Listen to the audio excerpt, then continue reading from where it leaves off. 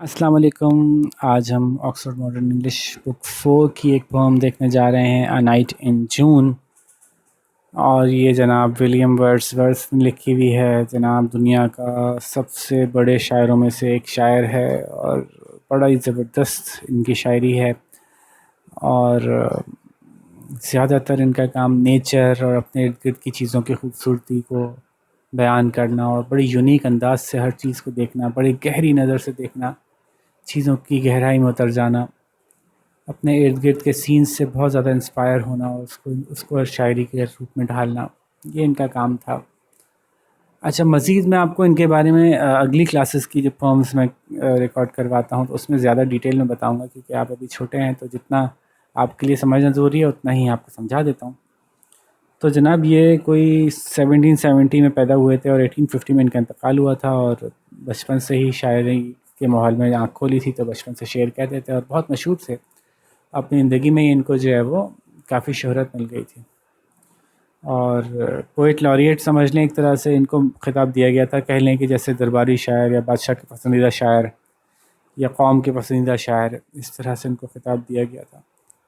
ठीक है, तो पोम की तरफ आते हैं और देखिए कितना खूबसूरत अंदाज में बात की गई है और कितना अच्छा रिदमिक सेंस है पोम का, और कैसी एक ऐसी कैफियत जो कि वैसे तो हम अक्सर रोज़ देखते ही रहते हैं, रोज़मर्रा में हमारी नज़र से ये चीज़ें गुजरती रहती हैं, लेकिन हम उसको इतनी गहराई के साथ नोट नहीं करते, हम इतना फ़ील नहीं करते इन चीज़ों को जितना इन्होंने फ़ील किया। और जब आप पढ़ेंगे तो वाकई आप भी सोचेंगे हाँ वाकई इतना अच्छा फ़ील होता है अगर इस नज़र से देखें।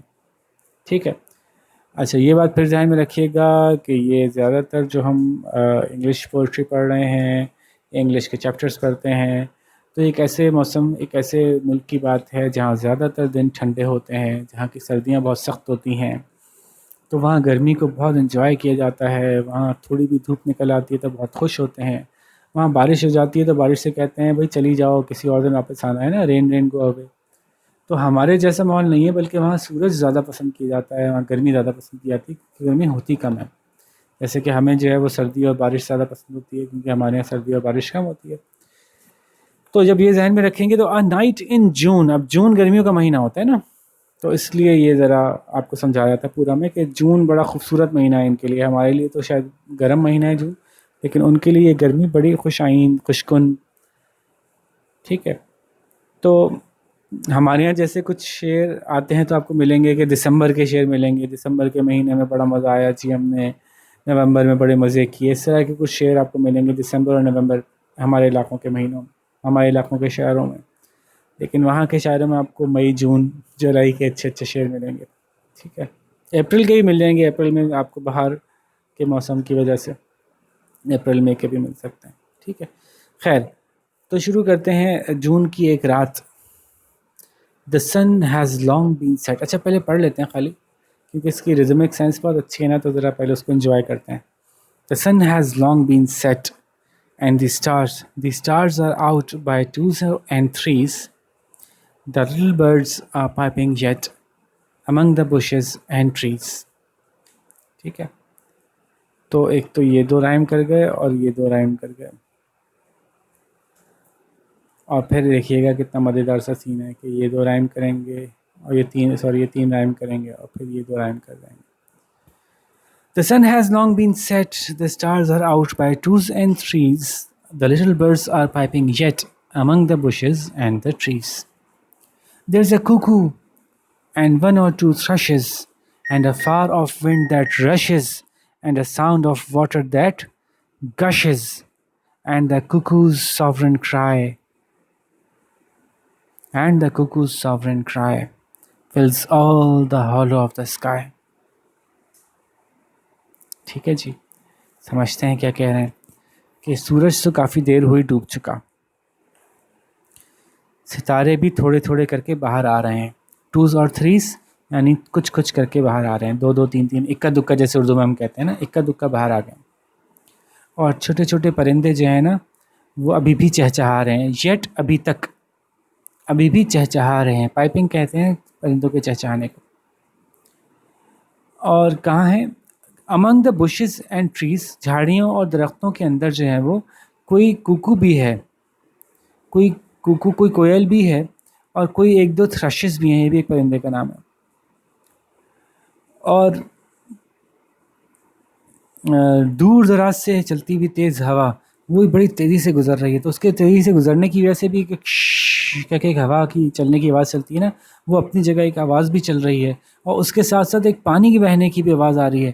جب پانی تیزی سے بہتا ہے تو وہ اس کو کہتے ہیں گشز، گش کرنا بڑی تیزی کے ساتھ پانی کا، کم جگہ سے زیادہ پانی جب بہتا ہے نا تو اس کے بہاؤ کو جو ہے وہ گش کرنا کہتے ہیں، تیزی سے چیزوں پانی کا اونڈیلا جانا یا بہنا، ٹھیک ہے۔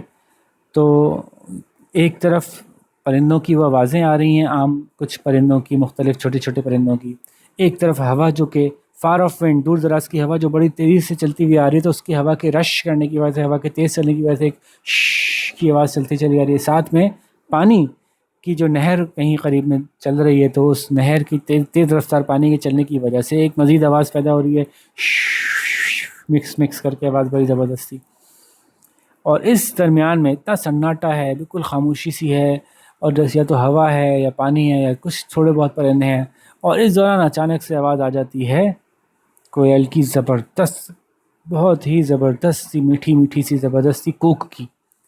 پوری دنیا میں کوئل کی کوک مشہور ہے، تو کوئل کی کوک کو جو ہے وہ ان کو اتنی پسند آئی، اس وقت اتنی پسند آئی کہ انہوں نے کہا بالکل ایسے جیسے کہ کوئی بادشاہ نہیں آواز نکالتا، اور سب خاموش ہو کے سننے لگتے ہیں، تو بالکل اسی طرح سے کوئل کی بادشاہوں جیسی آواز۔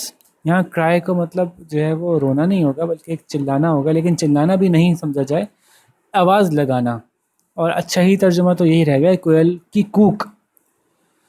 تو ان تمام اس پورے موقع میں ان تمام آوازوں کے ساتھ کوئل کی بادشاہوں جیسی کوک کی آواز آئی، شاہانہ کوک کی آواز آئی کوئل کی، اور پورا آسمان جو تھا نا وہ اس سے بھر گیا، ایسا کہ جیسا ایسا لگ رہا تھا کہ آسمان اس کی آواز سے پہلے بالکل خالی تھا۔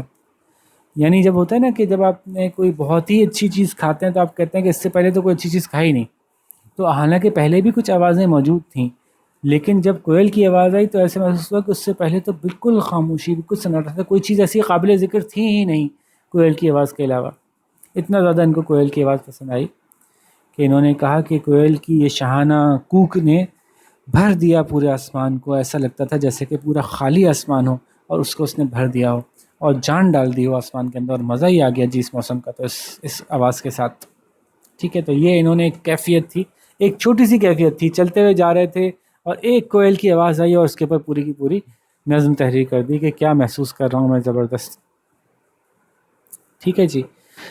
تو یہ تھی ولیم ورڈسورتھ کی کا اسٹائل، اور ایسے ہی لکھتے ہیں، ایک چھوٹی سی چیز اٹھائیں گے اور اس کی اتنی گہرائی میں چلے جائیں گے کہ آپ کو واقعی سوچنے لگیں گے کہ واقعی کیا مزہ آ رہا ہوگا اس کو اس سچویشن میں، ٹھیک ہے۔ زندگی اور جان ڈال دیتے ہیں ایک کیفیت کے اندر۔ تو سوال جواب دیکھ لیتے ہیں بھائی، زیادہ باتیں ہو گئی۔ How are the stars appearing in the sky? اب سوال بڑے بچوں والے ہیں، چھوٹے چھوٹے۔ The stars are appearing in the sky in twos and threes, ایسے کر کے جواب دے دیں گے۔ بہت ہی آسان تھا اس لیے میں نے دے بھی دیا، ورنہ میں عموماً آپ سے کہتا ہوں کہ جی آپ سوالوں کے سارے جواب خود بنائیے اور خود بنا کے بتائیے کہ آپ کیسے جواب بنا رہے ہیں، کیونکہ ہم کیا چاہتے ہیں کہ آپ لیسن کو لرن کر کے اپنی طرف سے جواب دینے کی عادت ڈالیں، سوالوں کے جواب کو میمورائز نہ کریں، اور ایگزام بھی ایسے ہی دینے کی عادت ڈالیں۔ اور تیاری کیسے ہوگی؟ جب آپ خود سے جواب دینے کی کوشش کریں گے، سوالوں کے جواب لکھیں گے، پھر چیک کروائیں گے کہ میرے جواب کیسے ہیں، پھر اس میں جو امپرومنٹ کی گنجائش ہوگی اس کو امپروو کریں گے، پھر اگلے چیپٹر کے سوال دیکھیں گے، پھر ان کو خود کرنے کی کوشش کریں گے، پھر اس میں تھوڑی امپرومنٹ ہوگی، تو ایسے کرتے کرتے آپ بک کے اینڈ تک پہنچیں گے تو آپ خود سے جواب لکھنے کے عادی ہو چکے ہوں گے۔ اب یوں آپ کو پھر کوئی بھی سوال اس کا کوئی بھی جواب یاد کرنے کی ضرورت نہیں پڑے گی، ٹھیک ہے۔ تو کوشش خود کیجیے گا، جو کمی بیشی ہو مجھ سے ڈسکس کر لیجیے گا، آپ کمنٹس میں ہی مجھ سے رابطہ کر سکتا ہوں، اور میں نے اپنا ای میل ایڈریس بھی دے دیا ہے۔ Have the birds stopped their singing? No, the birds have not stop their singing. اتنا آسان سوال ہے کہ میں اس کو کیا چھوڑوں آپ کے اوپر، بہت ہی آسان ہے۔ Where are the little birds? چلیں یہ آپ خود بتائیے گا، کہاں ہیں جی چھوٹے چھوٹے پرندے؟ بتائے ہوئے پوم میں، جھاڑیوں وغیرہ میں جو بتایا انہوں نے۔ What sounds can be heard? کون سی آوازیں سنائی دے رہی ہیں؟ تو اس میں آپ ہوا کی آواز کا ذکر بھی کریں گے۔ The sounds that can be heard are the sound of, اور اسے کر کے بتائیں گے ساؤنڈ آف، ہوا کی آواز، پانی کی آواز، پرندوں کے چہچہانے کی آواز، اور واٹ فلز دا اسکائی؟ کس چیز سے آسمان پورا بھر گیا؟ تو آپ بتا سکتے ہیں بہت آسانی سے کہ ڈیش ڈیش ڈیش فلز دی اسکائی، ٹھیک ہے۔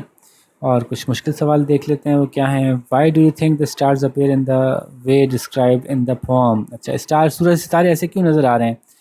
دا stars appear in the way described in the poem because. ٹھیک ہے، یہ ذہن میں رکھیے گا کہ یہ بیکاز سے ڈائریکٹ جواب نہیں لکھا جائے گا کبھی بھی، سوال کے کانٹیکسٹ کو سامنے رکھتے ہوئے پھر جواب بنایا جائے گا. ٹھیک ہے، تو ایسے سوال کا جواب شروع کریں گے. دا stars appear in the way described in the poem because, کیونکہ ابھی جسٹ اندھیرا ہونا شروع ہوا ہے، ابھی مغرب کا وقت ہے، ابھی اندھیرا ہونا شروع ہوا ہے، تو ابھی کچھ ایک کا دکا ستارے نظر آنے شروع ہوئے، اور آہستہ آہستہ جیسے زیادہ رات ہوتی جائے گی مزید ستارے نظر آتے چلے جائیں گے. یہ ہے اس کا جواب. اب دیکھتے ہیں آپ کیسے لکھتے ہیں. شروعات میں نے بتا دی، اختتام آپ کیجیے. Why do you think the poet calls the cuckoo's cry sovereign.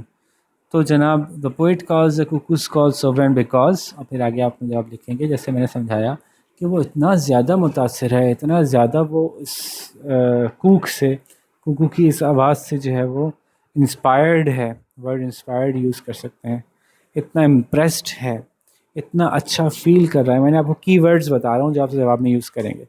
اتنا زیادہ اس کی جو فیلنگز ہیں وہ اتنی پازیٹیو فیل کر رہا ہے، اتنا ہیپی فیل کر رہا ہے کہ اس کو لگ رہا ہے کہ یہ آواز جیسے کہ کسی بادشاہ کی آواز ہے، یا یہ کہ تمام آوازوں میں سب سے زبردست آواز اس کو کوکو کی لگتی ہے، یا وہ سمجھتا ہے کہ کوکو جو ہے وہ پرندوں کا بادشاہ ہے، جتنی خوبصورت اس کو آواز دی گئی ہے.